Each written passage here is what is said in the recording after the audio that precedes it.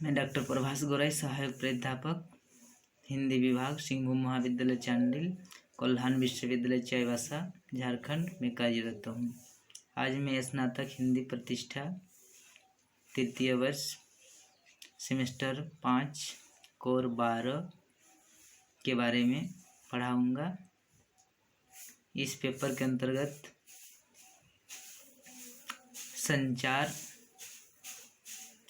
और भाषा का अंत संबंध, यानी जनसंचार और भाषा का अंत संबंध।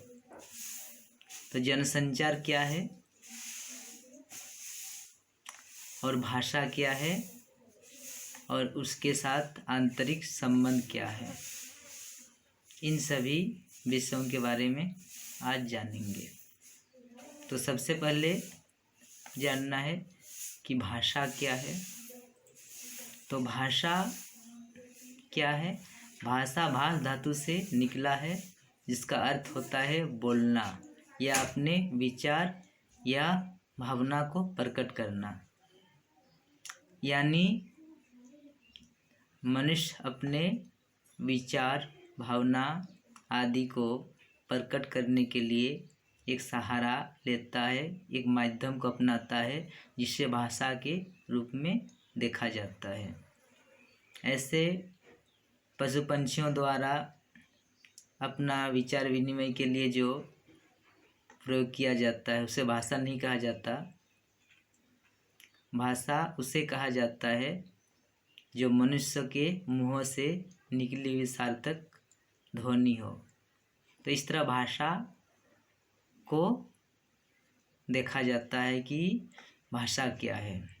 और जनसंचार, संचार यानी किसी भी बात, विचार, सूचना को एक जगह से दूसरे जगह तक पहुंचाना, यानी विचार विनिमय, भावना को दूसरों तक आसानी से पहुंचाना, यही संचार है।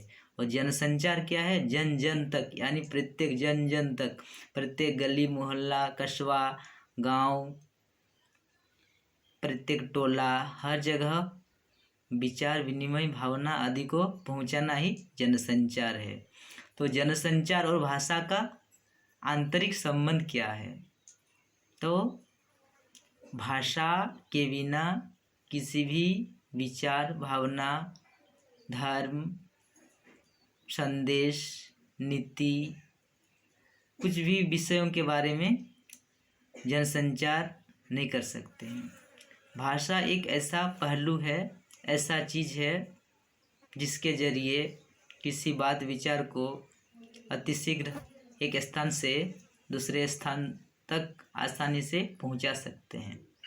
तो भाषा एक महत्वपूर्ण इकाई है, कड़ी है, जिसके जरिए किसी भी विचार को, किसी भी बात को, किसी भी अपने विचार को, भावना को एक जगह से दूसरे जगह तक पहुंचा सकते हैं। भाषा के बिना किसी भी भावना को, किसी भी विचार को, किसी भी धर्म को, किसी भी ज्ञान को नहीं फैला सकते हैं। तो भाषा का प्रयोजन इसलिए है, और संचार का भाषा ऐसा होना चाहिए कि हमें किसी भी बात, विचार को लोग आसानी से समझ सके। जैसे हमारे देश में हिंदी भाषा बोलने वालों की संख्या लगभग 60 करोड़ के आसपास है। तो इस प्रदेश में या तो इस देश में या इस गांव में, हमारे भारतवर्ष के गांव में किसी भी बात, विचार को फैलाने के लिए हिंदी भाषा को राष्ट्रभाषा के रूप में जाना जाता है। यानी संपूर्ण राष्ट्र के लोग इस भाषा को समझता है। तो इस तरह देखा जाए तो संचार की दृष्टि से हिंदी हमारी राष्ट्रभाषा है और संपर्क भाषा है, संचार भाषा है। तो संचार भाषा एकदम सरल, सहज होना चाहिए, जिसे लोग आसानी से समझ सके, जिसे पढ़ सके, जिसे बोल सके। और अगर अखबारों के माध्यम से हिंदी को छोड़कर उर्दू, संथाली, कुड़माली, हो, बंगला आदि भाषाओं का प्रयोग किया जाता है, तो उस भाषा को लोग बहुत ही कम समझ पाएंगे, बहुत ही कम लोग उस भाषा को पढ़ पाएंगे। इसीलिए संपर्क भाषा, संचार भाषा, उस भाषा को अपनाना चाहिए, उस भाषा के माध्यम से संचार के चीज़ों को फैलाना चाहिए या संचार माध्यम के लिए अपनाना चाहिए। जो भाषा संपूर्ण देश के लोग, संपूर्ण गांव के लोग, संपूर्ण जिले के लोग, संपूर्ण राज्य के लोग जानते हैं, पहचानते हैं, बोल पाते हैं, समझ पाते हैं। तो जनसंचार और भाषा का गहरा संबंध है। अगर भाषा सरल, सहज, क्षेत्रीय होगा तो उस जगह के लोग आसानी से उसको समझ सकेंगे, उस विचार को अपना सकेंगे, उस भावना को अपनाएंगे, उस कल्पना को पढ़ पाएंगे, उस विचार को अनुभव के माध्यम से ग्रहण करेंगे। अगर समझ ही नहीं पाएंगे, उन लोग लिख ही नहीं पाएंगे, पढ़ ही नहीं पाएंगे, तो क्या उस भाषा के माध्यम से उस विचार को फैला सकते हैं? कभी नहीं।